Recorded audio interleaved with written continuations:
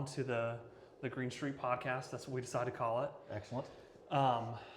Courtesy of our coworker, Jessica Farr, we're going to be starting off with, I feel like more of a fun question. That's a scary way to start. What is a song that is currently playing on your radio or you're listening to a lot right now? I primarily listen to country music. Okay. Typically kind of some, maybe almost like alt country. So usually something along the lines of Sturgill Simpson, Tyler Childers. Recently saw Eric Church in concert, so he's been up there a good bit because that was a really good concert. So yeah, some of that more true country, not pop country. Yeah, it was funny. Anna and I were talking just a few minutes ago before we started recording, and I was asking her a similar question. And I guess she's really into country music that has a little bit of pop, where they combine the two. Who's the big female country artist right now? Ella Langley, is that how you say it? Yeah. So she really likes her music, and I guess she's got a song that she did with a rapper or whatever. I feel like it's becoming more. It is becoming more of it. I'm not a huge fan of combining those two, but it is definitely popular out there right now. What have you heard of Shabuzi before? Yeah, not a fan. You're not a fan. Okay. My wife is. Okay. His music is not like country, right, but it's catchy. That's the thing. It's kind of hard to. It is. But yeah, I can see that. But yeah, Tyler Childers, I think he's got some good music. Yeah. I didn't know that you liked him. Do you like Zach Bryan? I do. Kind of very similar. Yep. Yeah, he's got some good songs too. Absolutely.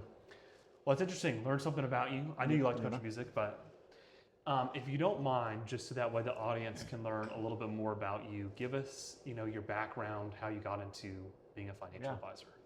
All right. So graduated from Auburn University, War Eagle, back in '97, and then immediately went to work in financial services. My best friend had already gotten out of college. He went to a small university in Indiana, and he went to work for a company at the time. It was called Robinson Humphrey, and that eventually morphed into Solomon, Smith Barney, and then on down the acquisition road in there. So I started my career there. I was there for, I guess, about 5 years in various roles, and then from there kind of transitioned over to the wholesaling side of financial services.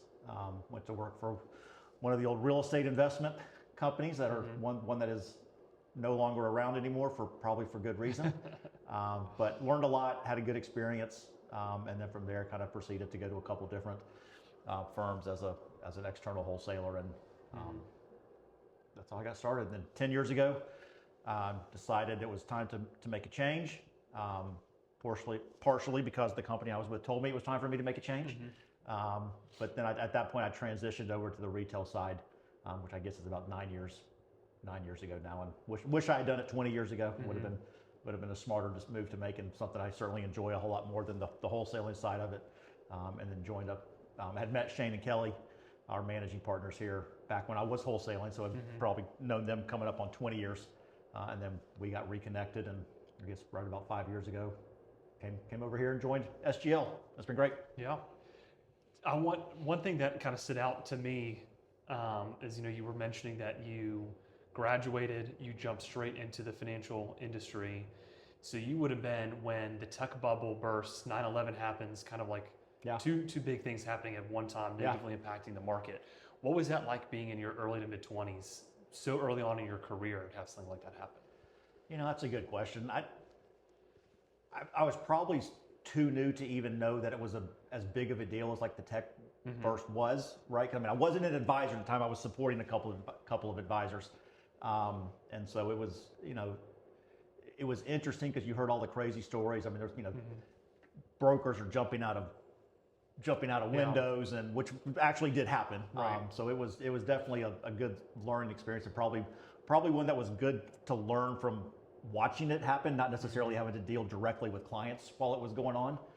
But it certainly taught me at an early age that things happen and markets don't always just go up, and there are unexpected events that can happen at any point, and you just have to, probably gives you a sense of, or me a sense of, let's make sure we're prepared for unexpected things that happen.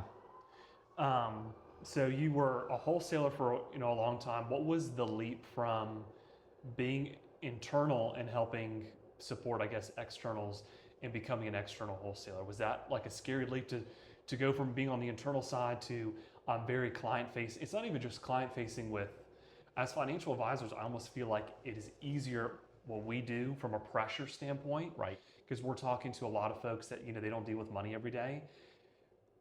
External wholesalers, you're presenting constantly, giving speeches, you're having lunches with very articulate people that they do deal with money every day. So Right. you really have to be on your game.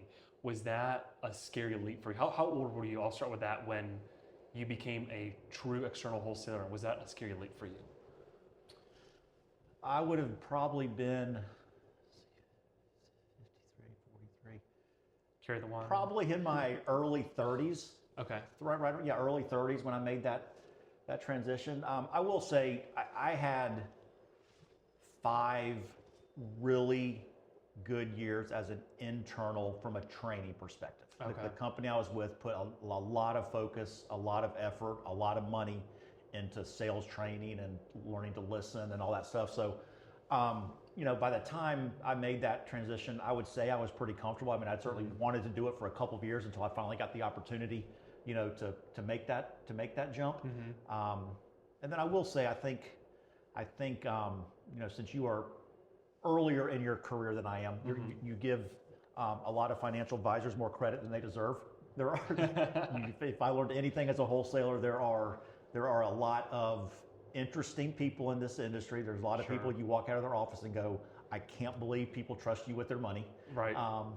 So it's all kinds. And there's some you're like, I'm like, man, they really have it together. Yeah. And so you see, I probably met with well over 1,000 different advisors, while I was doing that, and you learn quickly who the good ones are, who the bad ones are, who are the ones that truly have their clients' interests first, and who are the ones that are probably a little bit more in it for themselves, and Right. you question some things. Yeah. So, To me, you have always come across as a very confident speaker, and you're very, articulate. And I know you've had the chance to speak in front of some large, crowds before at like conferences and stuff like that. What would you say is the biggest group of people you've ever had the chance to speak in front of? I remember a couple years ago, I won't say the company name, one of our larger 401k plans that you're responsible for. I remember you texting a picture in the group chat of this huge conference, Right. completely filled, all the chairs are filled, and you're like, it's been a long time since I spoke in front of a group that large. right.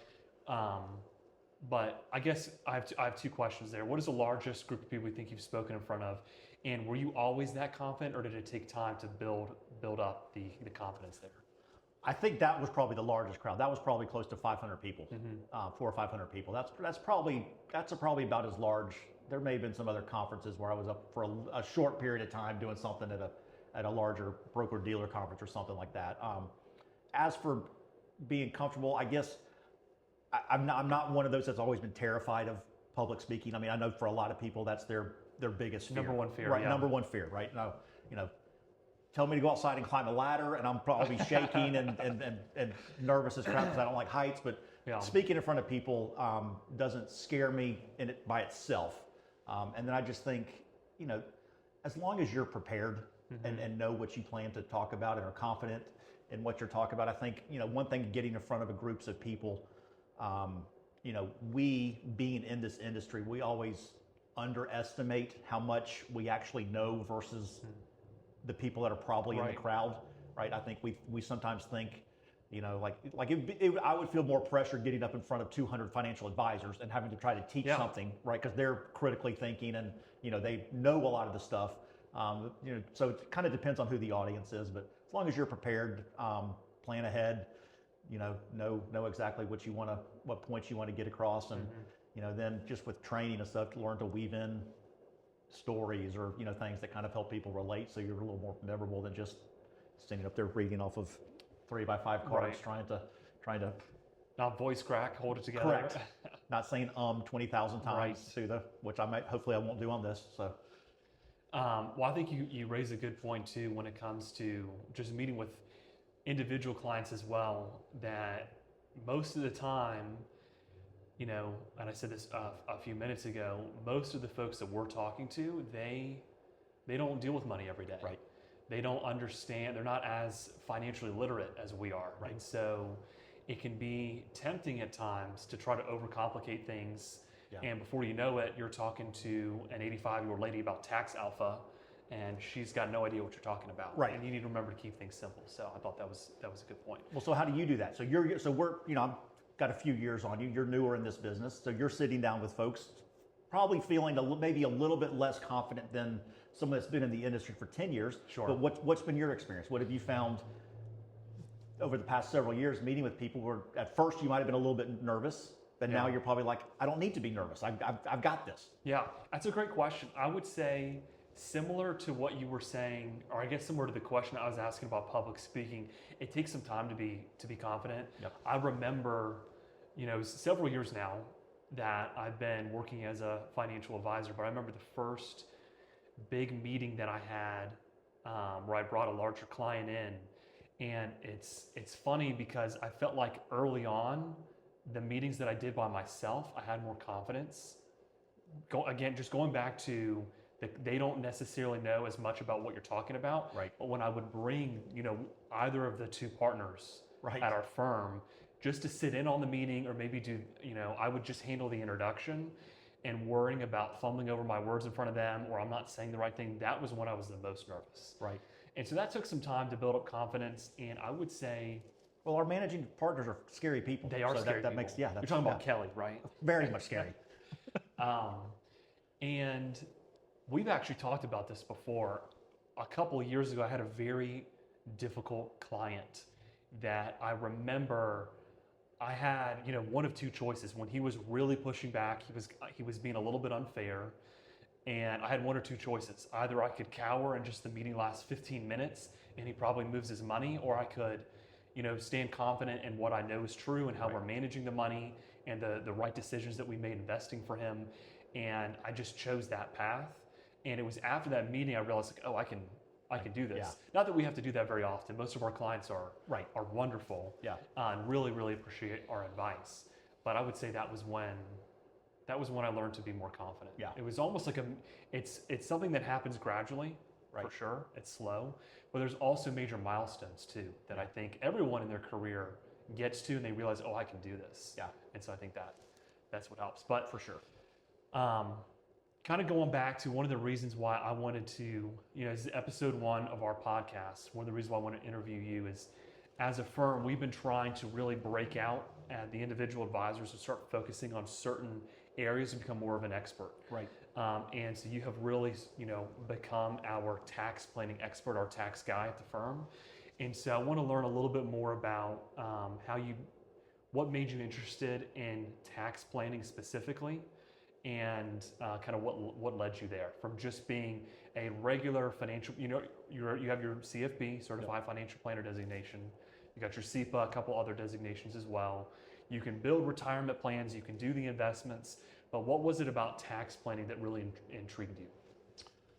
I just think from our industry perspective, things have evolved gradually over time, right? And I think now we're at a place where you really need to show your value, the value that you're providing, the value that your firm's providing. And one of the ways that our industry has evolved is just layering on different areas of our clients' lives that we can provide advice in. One of those being tax planning. I just think there are tools that have evolved. I think AI has been a game changer because now we have access to tools that we can use to at least start the conversation and start looking at stuff, versus 5 years ago, to do what AI can do in 5 minutes, we would have had to spend 5 hours going through 60 pages of tax documents, Right. which we just didn't, people just don't have time to do. And so I think technology has evolved to a point, and I think clients are beginning to expect stuff like that from us. I think they know that if you're just providing investment management, you're just telling them what stocks, bonds, ETFs, mutual funds, I think they, for the most part, can figure out pretty quickly. I can probably do that on my own. There's enough AI tools. There's enough research. There's no shortage of information on how to do that. It is critically important, and it is something we take it very seriously. But it is just a piece of the puzzle. And I think the other pieces like tax planning, estate planning, cash flow management have got to be included in there, or they're going to go somewhere else. Yeah. I think there was a survey recently. I forget exactly where it came from. I think it was on a kids' show or something, but something like 75% of clients expect some kind of help with their taxes from a planning and strategy standpoint.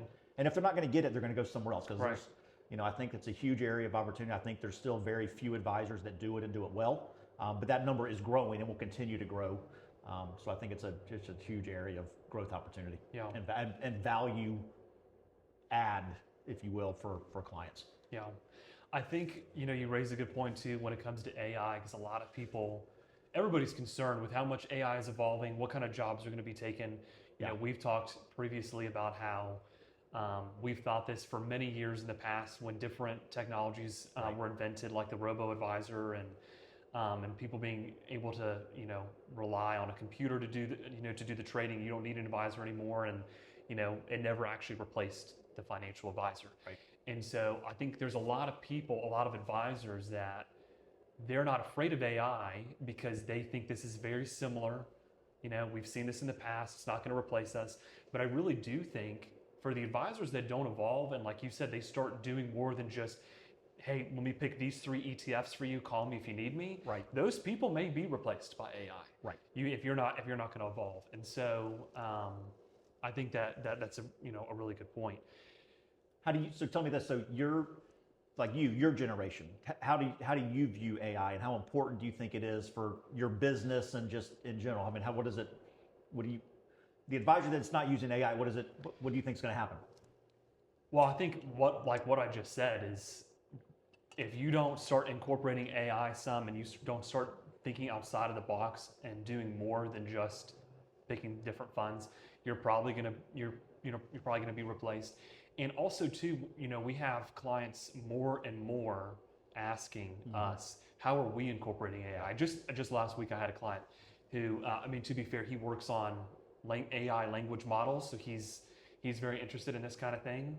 And I don't think that he was necessarily asking me how we incorporate AI because he was trying to decide if he could just do it on his own. But he was more interested to hear if we're going to be able to not just invest in it, but are we going to be able to utilize it to help him as well.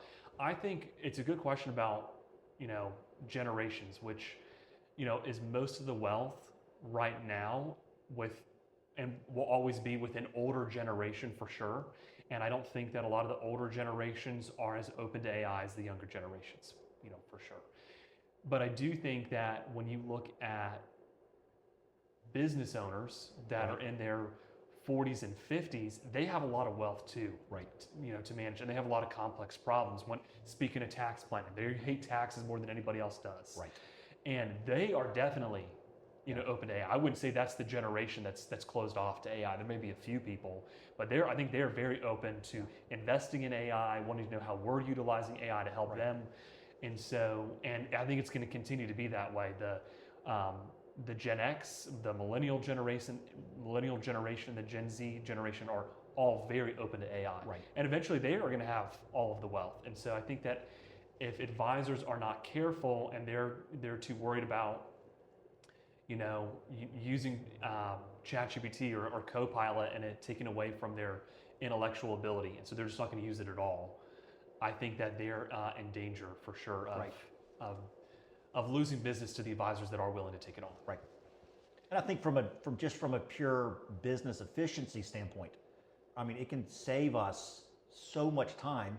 And if we leverage that time we're getting back by using AI, we're able to do more for our clients.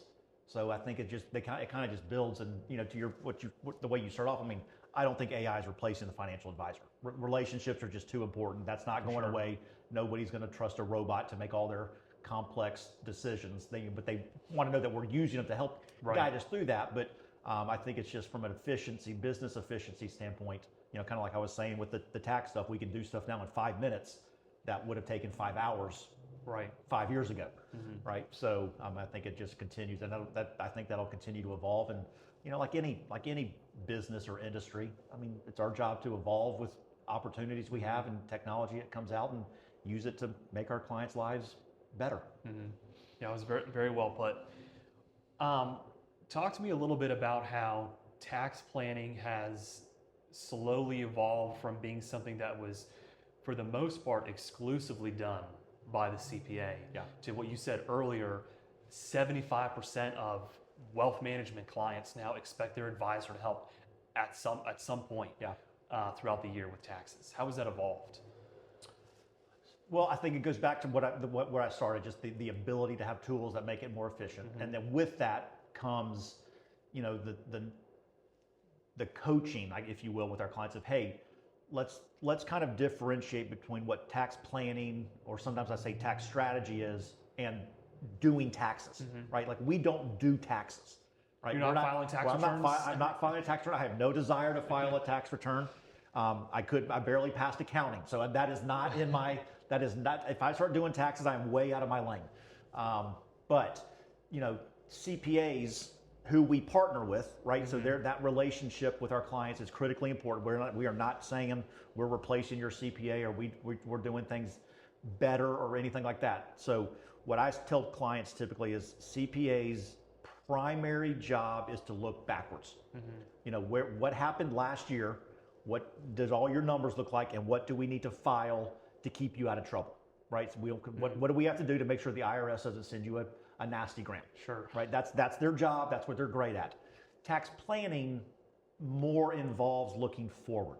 Hey, what strategies can we put in place this year, next year, that will help you save money over the next decade or 2 decades or 3 decades, whatever it is, right? So that's where those conversations, become, and there's a little bit of checks and balances. Like, we can sometimes look back and, we know things about our clients' finances that maybe the CPA missed. Not because they didn't do their job right, just because the client didn't get them a letter that said, hey, this was a rollover, and they treated it as taxable, and the client doesn't know the difference between the two, and all that. They're just mad because they're paying taxes and don't realize they shouldn't have been paying anything. Yeah. Right. So it gives us an opportunity as a checks and balances, and then based on what we've seen happen in the past, based on what we know is going to look, what their finances will look like coming up, are there some things that we can do or areas that we can show them to help them, minimize or make as efficient the taxes they're going to be paying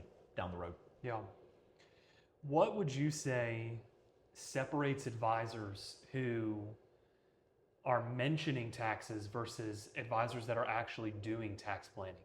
Do you think that there's a big separation between there? Or do you think advisors can slide by just, mentioning it here and there? So that's a great question. I would say the first benchmark, maybe, if you will, for that is,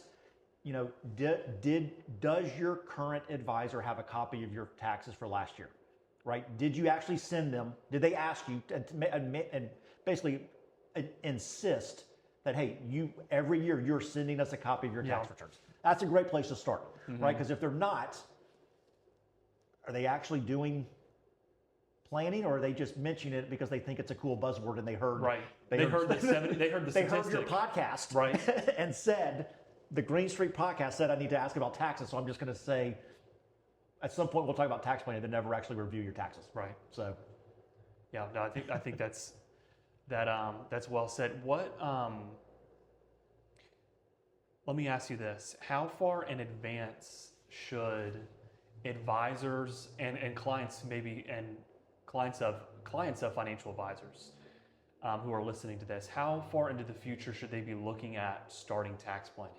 Is that something that you do in your 20s when you just have, a simple salary and a 401k, or is that something you have to wait until you're getting really, really close to retirement? Now we need to start talking about Roth conversions before RMDs start. Well, I certainly think it gets more critical as you edge closer to retirement, and certainly in retirement.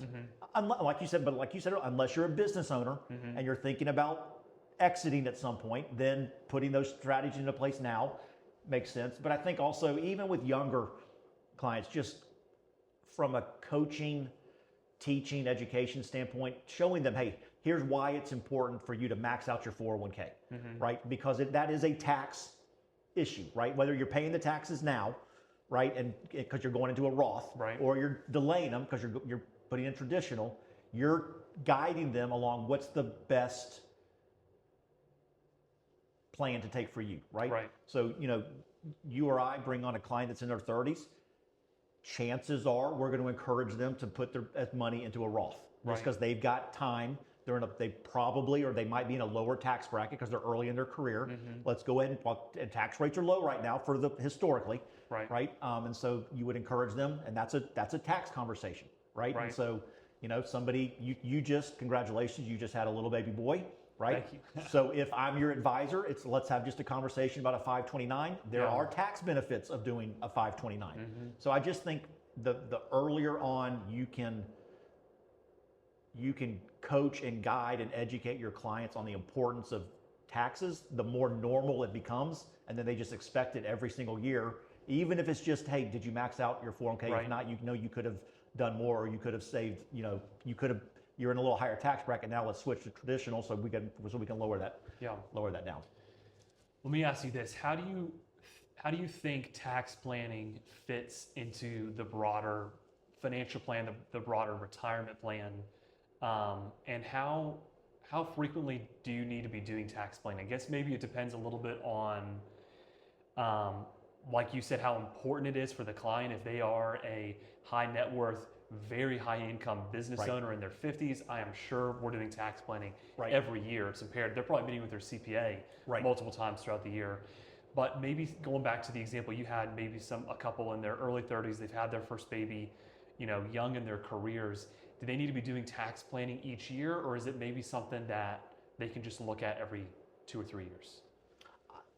And I would say you're probably doing it every year. Now, for someone like that, it literally might be a 15-minute conversation. Sure. Right? Okay. And you're not sitting down for 3 hours and mapping out some unique tax stuff that nobody knows about, because it's not like we're uncovering hidden loopholes that people don't see. Right. But I think it's just a good quick, hey, send me a copy of your taxes. Let's run them through our tool to analyze them, and because I do think there's lots of times little things jump out that just gets missed, like I said earlier. So I think it's a good strategy just to, hey, every year you just send me a copy of your returns. We're going to review them. We'll send you a summary of what we saw. It'll show you, hey, you could have maxed out this account but didn't. Doesn't mean you had the ability to. You may not financially be able to, but at least it'll show you, and you know exactly what you could have done different. And maybe it's, hey, here's a few things that you didn't think about, or your CPA didn't think about, that you might want to consider. Sure. So I think it can be a fairly brief conversation, but probably one that's worth having almost every year with most folks. Maybe not everybody, but most. Love that. All right, I'm going to take a quick pause. Yeah. Because we can edit this out. I just want to make sure it's recording. Good idea. I thought about that. That would be terrible. All right, we're good. Okay. We're 28 minutes in, so. Are we already 28 in? Yeah. Holy cow. I know. Okay. Let's see. I should do the action. Go. I think this is a really good question. I wanted to make sure that I asked you this. How do you stay in your lane from a compliance standpoint while still adding value? And let me make that 2 questions in one, because I like the staying in your lane. How do you also stay in your lane when it comes to not stepping over the CPA as well? I think this is important to talk about, because you mentioned estate planning and insurance planning earlier. It's, additional things that we specialize in to help with clients, and we want to certainly do that when it comes to estate planning. We don't want to step over the attorney's shoes. We're very clear from the beginning, we can't write a last will and testament. Right. We don't do healthcare directives or financial power of attorneys. We just point out that a lot of times your attorney's not going to call you every 3 years and say, hey, I think that you need to update your will. Right. We're there for them to remind them to do that. But there may be a lot of CPAs out there that are a little bit cautious about partnering up with a financial advisor or referring to a financial advisor if they hear that they do tax planning. Yeah. How do you stay in your lane as an advisor and remind the CPA that we're not CPAs? Right.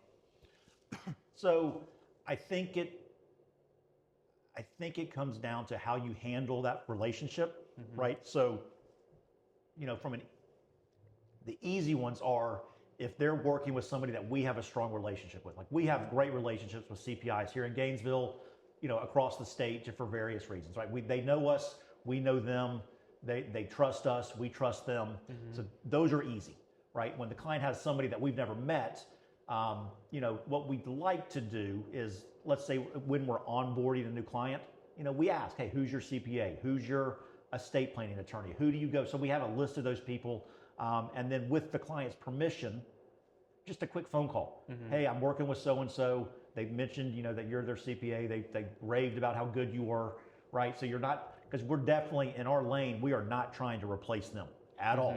We don't want that to, we never want this to be considered a hostile relationship. They think we're, stepping over bounds. So, what I'll typically do is, if I see something or think about or have a plan that I think would benefit the client, then I'll reach out to their CPA and ask them what their opinion is. Hey, I see this. You're the expert in taxes, not me. Do you see it the same way I do?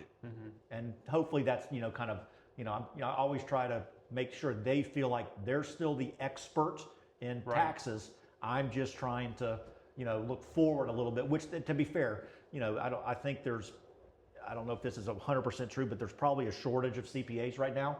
And when it comes to tax time, I know all the ones that we have relationships with, they're just slammed. Right. And they're slammed filing taxes. Right. They're not slammed because they're sitting down for 2 hours looking 5 years down the road at what their taxes might look like then. They don't have time for that. Right. And they'll tell you, that's not like I would love to be able to, but one, I don't get paid to look forward and all that because I'm not doing anything. And two, I just don't have the capacity. Right. So I think they appreciate, if presented correctly, they appreciate that we're trying to, maximize, tax planning for our clients. And we are in no way trying to step on their toes or replace them or, act like I certainly don't know more about taxes than a CPA does.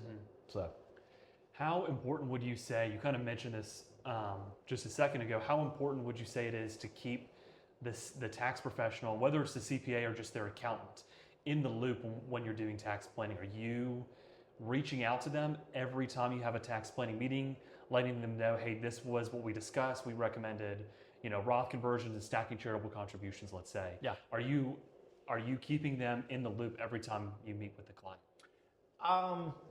Not surrounding tax planning specifically. Yeah, not necessarily every time. I think if there are specific to-dos that we're going to do, that year for tax reasons, I think I probably would at least, hey, from what I can see, let's just use Roth conversions. Hey, from what I can see, we can convert, $42,000 this year, based on the fact that here was their income last year, here's what it's projected to be this year. Do you see anything glaringly wrong with that number?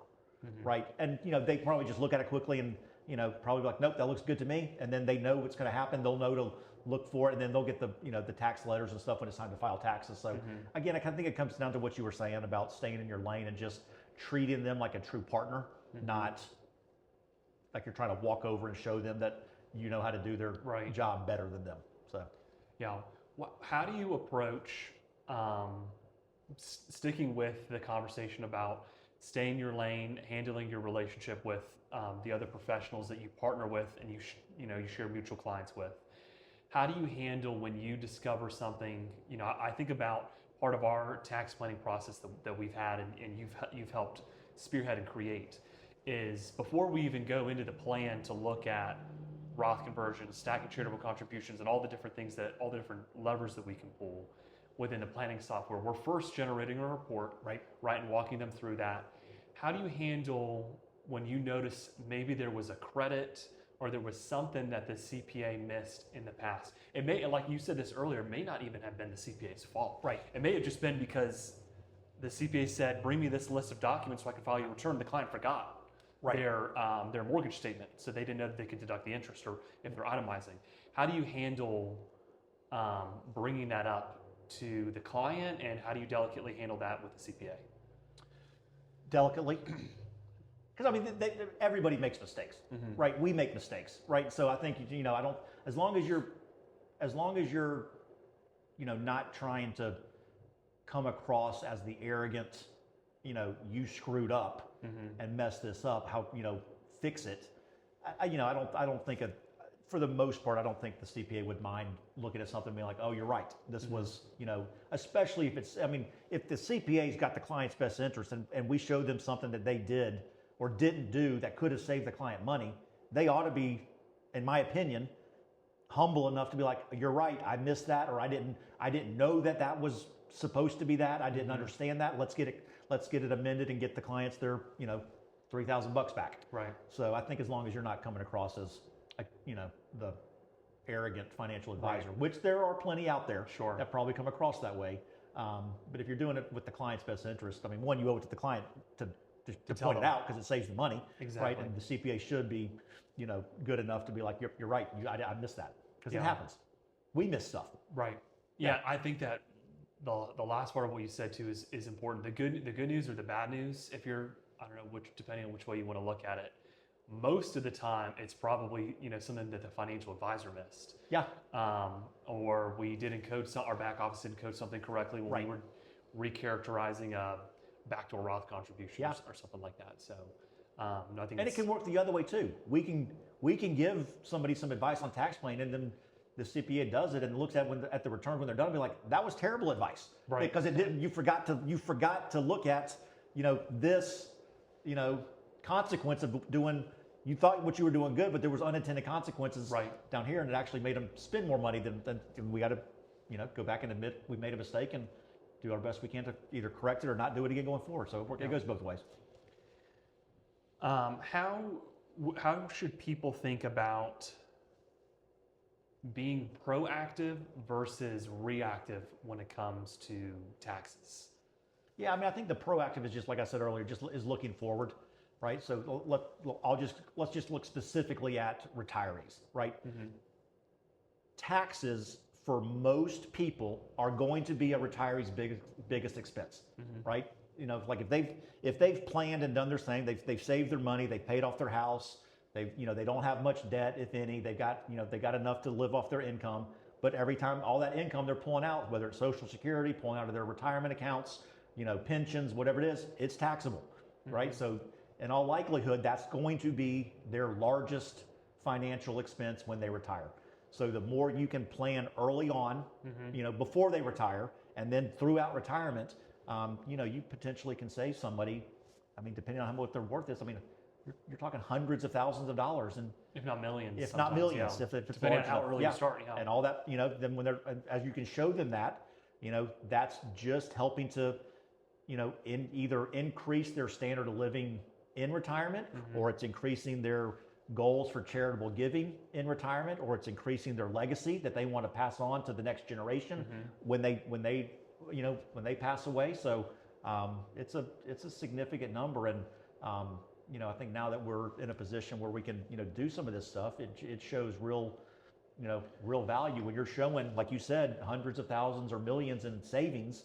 To the best we can. We don't know what, the big unknown in all this is we don't know what tax rates are going to be in 5 years, 10 years, 20 years, but I think it's fairly safe to assume, at least from where they are now, they're probably not going to be lower. Probably. I hope I'm wrong. I hope they're lower. I hope they're lower when I retire in 20 years than they are now, but I'm not, I wouldn't bank on that. Sure.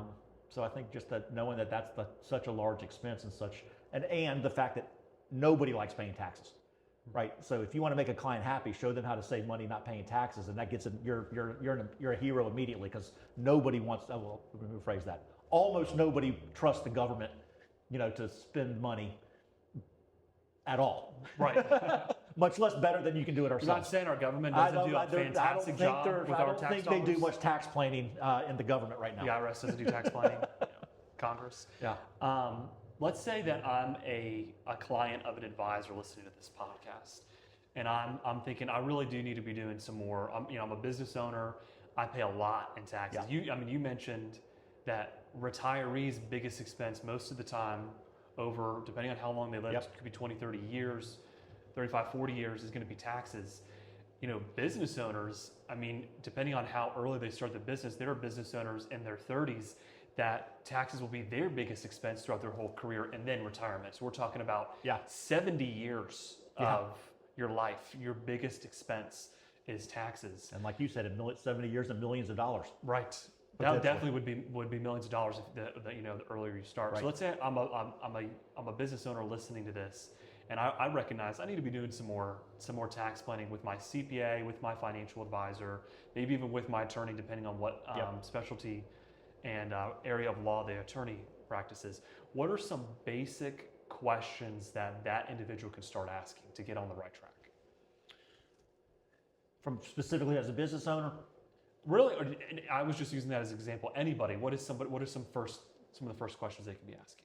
Well, so one, just doing some analysis on, where are they currently, right? Mm-hmm. Make sure they understand, because I think, and to be fair, it's not the easiest system in the world, right? I mean, most people don't even understand what their tax forms say. Right. Right. There's so many line items and this and that and that. So, I think it starts with, hey, let's sit down and make sure you clearly understand what you're paying in taxes. What's your tax rate? What's your effective rate? Here's how, make sure they understand how the tax system works. That you pay X amount on, from here to here. And then once you hit to this amount of income, you pay a little bit more. And then once you get here, you pay, and it's all progressive as you go through. It's not just one flat, and I think people miss that you pay different tax rates as you progress upwards in the thing. And so, just making sure people understand, hey, here's how much you actually paid in taxes. Here's where it came from. This came from your W-2. This came from, business income. This comes from here.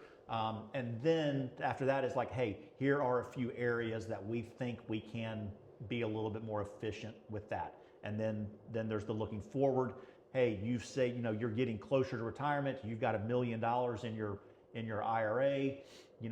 But you've also got, the business that you're going to sell for, whatever, $2, $3, $4, $5 million. Let's make sure we're planning these assets to be most efficient as possible, whether that's Roth conversions, backdoor Roths, all the different, areas that you can, go ahead and start looking at as they get closer to those times. So just charitable giving. We set up a donor fund so we can, now we can itemize things differently and knock in 1 year, knock out a bunch of really lower your taxes here to make all your giving more efficient. And are you gifting, instead of writing the church a check for $50,000, you've got $50,000 in appreciated stock. Let's just give them that. It saves you on taxes. It doesn't affect them in any way other than they just got to sell the stuff to get the cash, and you just saved a huge capital gains tax. So they don't pay taxes on it when they sell that stock. Correct. Do you see anything different that I'm missing on that? I mean, as far as planning with business owners or planning with somebody that's thinking I'm not doing this right now? No, I think that, what you said, just understanding your taxes better and meeting with your CPA to better understand it, and meeting with your advisor to see if they can help explain the tax system a little bit better. I think that's especially important with business owners. I think too, when I think about business owners, this isn't a recommendation, but the sooner you can start looking at doing backdoor Roth contributions, I think that's really important, or contributing to the after-tax portion of your 401k if you have a 401k for your business. Right. Because the more assets you can get in your Roth, and the more after-tax assets that you can get, that you can pull from in retirement as tax-free income, I think is really important. And a lot of folks know the rule that if they make over a certain dollar amount, they can contribute to a Roth directly, and they think that that's just it. It's not for me, and they don't realize that there are other ways around that. Backdoor Roth sounds very, it sounds almost sketchy, but people don't realize that's like an IRS coined term. Right. They're well aware of it. As long as they allow that as a strategy, we're going to continue to allow clients to do it.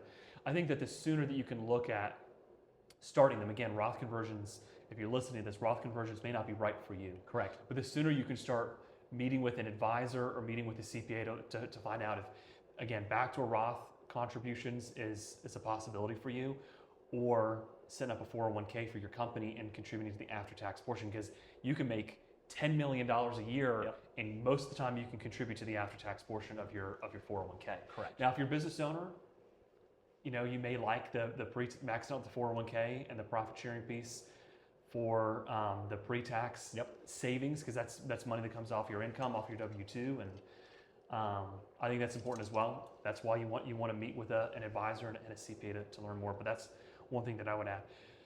Let's do a little story time for a second. When you think about, we've done a lot of tax planning meetings as a firm. And like I said, you've really become our tax planning expert here. What are some, client scenarios that you've had in the past that you think, our audience would without mentioning names or company names, what are some scenarios you think that the audience would benefit from hearing? So I'll start with just a simple one. This wasn't overly complicated, but it will save the client thousands of dollars, down the road. So good client retired, fairly large IRA, young, early 60s, so young, and so we just started, looking at doing, what's the appropriate amount of Roth conversion, to do per year. So we ran some analysis. I came up with, initially I came up with what I thought was the right plan. I was going to bumper it up one little bitty tax bracket. Just it was only be a couple percentage points difference.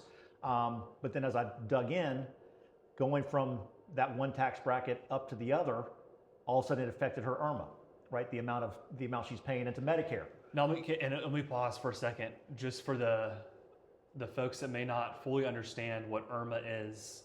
A lot of people know what understand Medicare. Yeah. But a lot of people don't realize what IRMA is and how the look back period works. If you could just quickly explain in so simple terms. It's based on your income, right? Once you get over a certain threshold, I think this year was $109,000. If you're making more than that, then you're subject to penalties and additional, dollars that you have to spend on your monthly Medicare bills. A couple $100 a month addition, just because you went, you on your taxes, you went from, instead of being at 108, all of a sudden you're at 112. Now you're paying, 200 and some odd dollars extra every single month for a long time. Yeah. And that just wasn't something that would have been good for the client.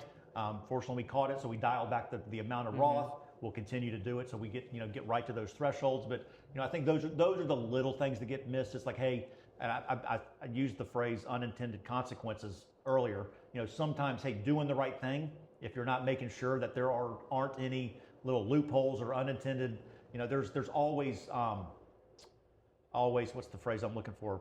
Phase out dollars at certain. Hey, this is great for you up until you hit this amount of income. Right. So just making sure you're aware of all those phase outs, so you don't get kind of blindsided by an unintended consequence and realize that, oh, what I thought was a great thing for the client, turns out to have some consequences with it that we didn't see. And that's where, if that happens, that's where, you now have to go eat crow and say, I missed this. Right. And here's hopefully how we can correct it over time. But, sometimes those things take a few years to phase out the consequences of what you did. So I just think, paying attention to the details, looking at each individual's, unique. It's not like you said earlier, conversions may not be for everybody. This is, tax planning isn't everybody, we don't have a couple of strategies that we do with all of our clients. Not a one size fits all. For sure not. So how about you? You got any good recent stories of a client that you did a planning meeting with and came up with something that helped them out? Yeah, I have a couple. I feel like over the last couple of years, I just had a lot of very basic, I would say, Roth conversion scenarios. I think that, again, going back to what I said earlier, Roth conversions aren't for everyone, but I especially think that folks that are retiring at all before RMD age starts, which for most folks right now, that's 73, but then I don't know what age it's gonna, I think maybe if you're in your mid 60s and everyone younger than mid 60s, it's gonna be age 75. Right. Is when required minimum distributions start. For the folks in the audience that don't understand what RMDs are, it's essentially when the IRS says, hey, you've had all of this money in your IRA for a long period of time. RMDs didn't used to exist forever. They haven't always been around. And so at some point the IRS said, once you hit a certain age, we want you to start pulling money out. We don't care what you do with it. Right. You can reinvest it. You can go blow it on a cruise all in 1 week. But we want our tax dollars because we know it goes towards your income, right? That money's never been taxed before. And so RMDs are a lot of times something that we're looking at when it comes to tax planning. So pretty much anybody that is going to retire before RMD age starts, whether you're a teacher and you're retiring at 55, you're a business owner and you sell your company at 65, or even if RMD started at 75 and you're 72, we still have a couple of years where you're probably in a lower tax bracket, right?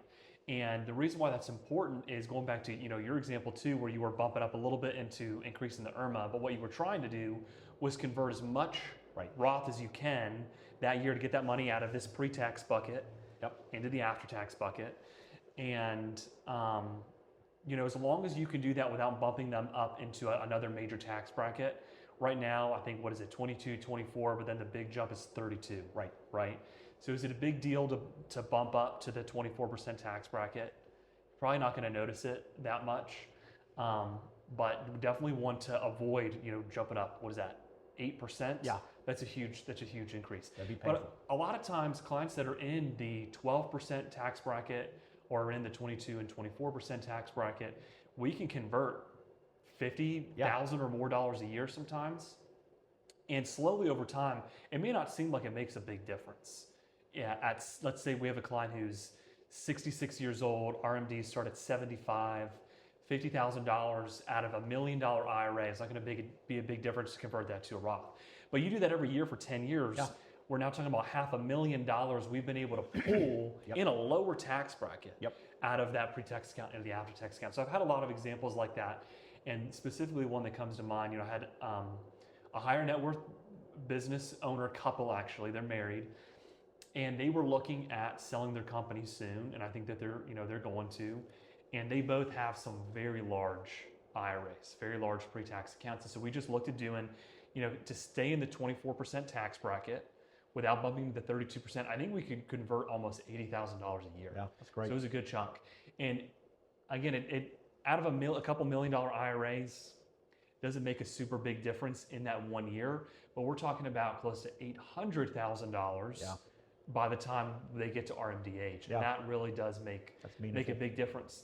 And to bring it back to a point I think that you had said earlier, which is that when you have more money in your pocket, or when you have less money in the IRS's pocket, is what I was trying to say. When you lower taxes, whether it's hundreds of thousands of dollars over their lifetime or millions of dollars, when you have less money in the IRS's pocket and more money in your pocket, that also helps build up your assets even more, and it makes your retirement look that much better. Right.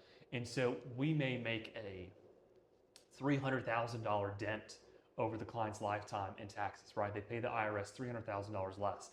That $300,000 though may make, while that money is being invested in your pocket, that may be what makes the $1 million difference. Correct. And so it doesn't take much, to make a huge impact. But correct. I think that's some of the main examples that I can think of.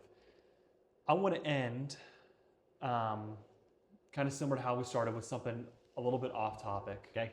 Also courtesy to Jessica Quinn. I think I said Jessica Farr at the beginning. She recently got married. Good old Jess. Good old Jess.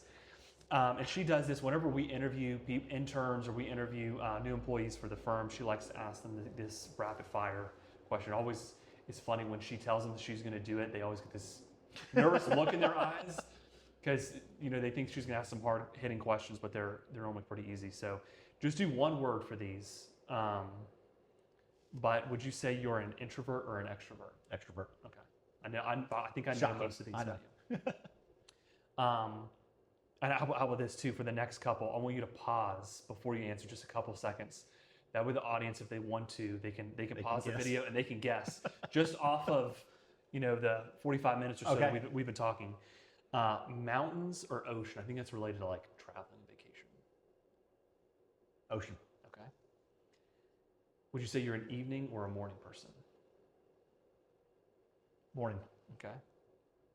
I will say though, as I get older, I'm becoming more and more of an evening person. Okay. The mornings are becoming a little bit harder and harder. But typically morning. I'm already there. Okay. Well, good. Dog or I know this one. Dog or a cat person? I've got one of each, but I'll say dog person. Okay. I actually didn't know you had a cat. I didn't know. I've met your cat. We got a little before. cat. Yeah. We got a four-year-old German Shepherd, who's a complete disaster in a good way, and then a little cat that runs around inside and outside. So, but I'll say dog. Okay. Last one. City life or country life? Country. I should have paused, but No, I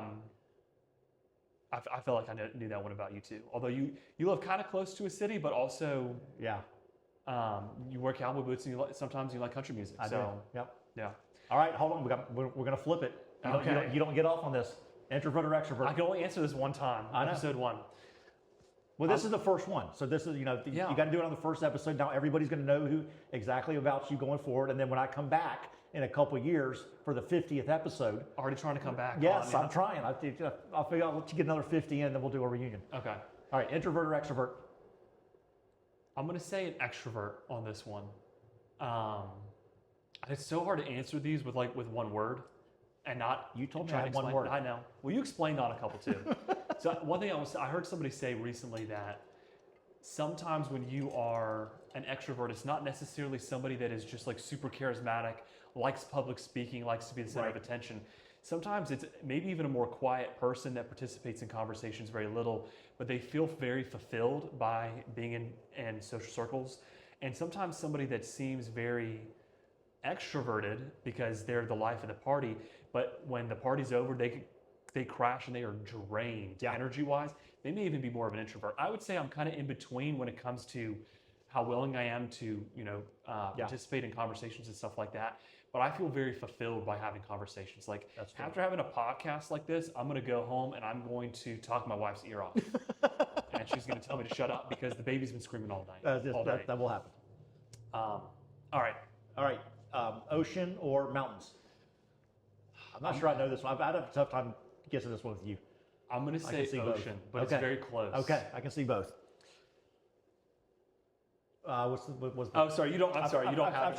I should be remembering. Which one am I forgetting? Oh, evening or morning? I'm gonna say evening. Okay. Why? See, I could ask this question. Now this is more fun. I could turn this around on you. I would say I just enjoy. It's a lot more relaxed. Yep. In our industry, we're very go all the time, and so I feel like as soon as I wake up in the morning, even on the weekends, sometimes I'm thinking about work, and so in the evenings, I feel like I can relax. A lot of times there's baseball on, and I would definitely say evenings. I agree with that. Dog or cat? I know this one. I'm gonna say dog, but I actually grew up with cats. Okay. So I like them both. Okay. But I'm definitely gonna say dog. Perfect. Last one, city life or country life? Oh, definitely country life. There you go. For sure. Figured. Well, I appreciate you coming on. I appreciate you having me. Being guest. You're setting the bar very high. It's a huge honor. It's a huge honor. I don't know about that. Nobody's gonna want to come on. I may have set the bar pretty low, so everyone's like, "Oh, if Toby can do it, anybody can do it." Well, that's good for me. Find a guest. Everyone, but this was fun. Appreciate you coming on, and I'll have to have you come back on